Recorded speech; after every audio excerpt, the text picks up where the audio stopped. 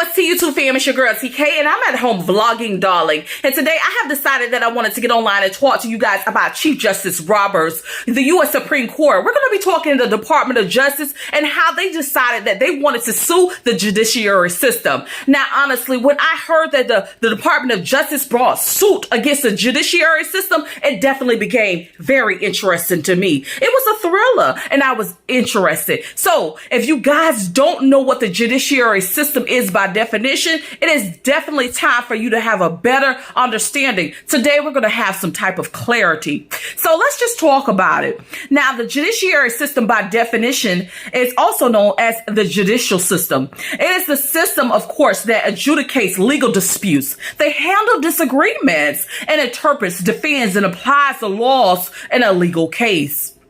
So to hear that the Department of Justice is actually going to sue the individuals that interprets laws was a thriller. I'm sure you can understand why. Now, I wanted to actually present to you guys the question that the Department of Justice was going to present to the U.S. Supreme Court. And I'm sure at this point you'll understand why I'm calling this whole case, this docket. And if I didn't say the docket number, I'm going to tell you the docket number is 19-1328, and it's the Department of Justice petitioner versus the House Committee on Judiciary. And you'll see why when I read the question presented, why I feel like this case in its entirety is a thriller. Now, let's just go ahead on and read this question that the Department of Justice was asking the U.S. Supreme Court. Now, the question presented was whether a Senate impeachment trial is a judicial proceeding under Rule 6E of the Federal Rules of Criminal Procedure, such that a district court may authorize a breach of grand jury secrecy in connection with an impeachment. So, if you guys don't know, in this case, the Department of Justice was requesting a stay of secrecy, okay?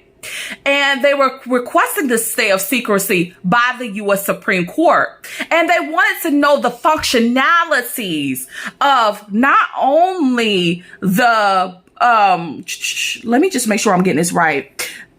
Oh my gosh. They wanted to not only know the information of the Chief Justice or the U.S. Supreme Court's, roles and responsibilities with handling an impeachment, but they wanted to also know the roles and responsibilities of a Senate.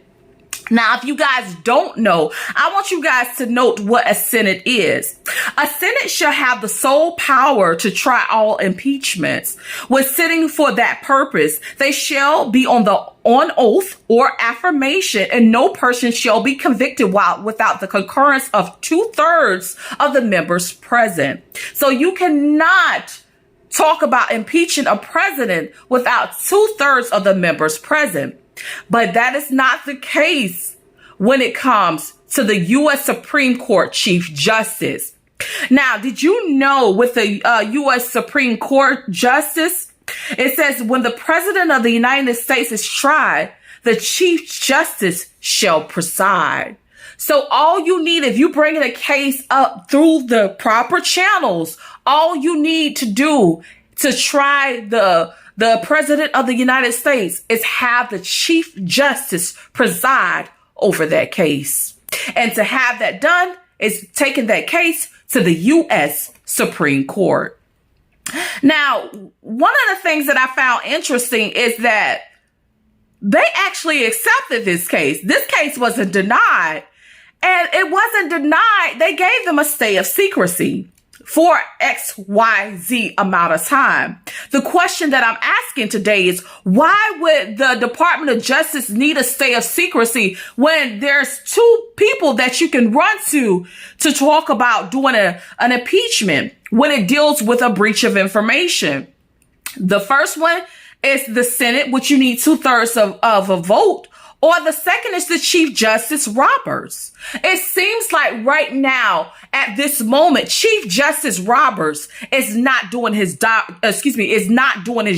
effectively. As a matter of fact, what they have done in this case when it deals with presidential impeachments is they're trying to hide behind the letter of law by giving the Department of Justice a stay of secrecy. And to me, that is a thriller in its entirety.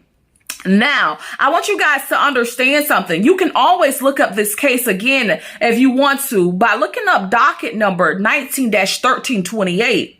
And the questions that I want you to answer or ask yourself is, why would the Department of Justice ask the judiciary system who handles and interpret laws to give them a stay of secrecy when the Chief Justice is the person who handles presidential, indictments? He is the person who handles all this information.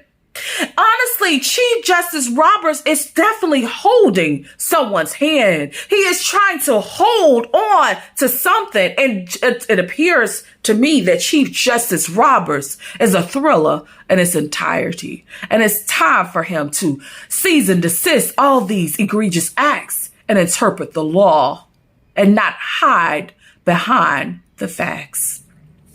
Anyhow, if you guys have a chance, check out this case. I think it's interesting, and I'm sure you will think the same. Peace, love, and happiness, guys. Remember always, it is so imperative to stay safe, stay blessed, and follow these laws, rules, and regulations, because you don't know when, where, and or how it might impact you.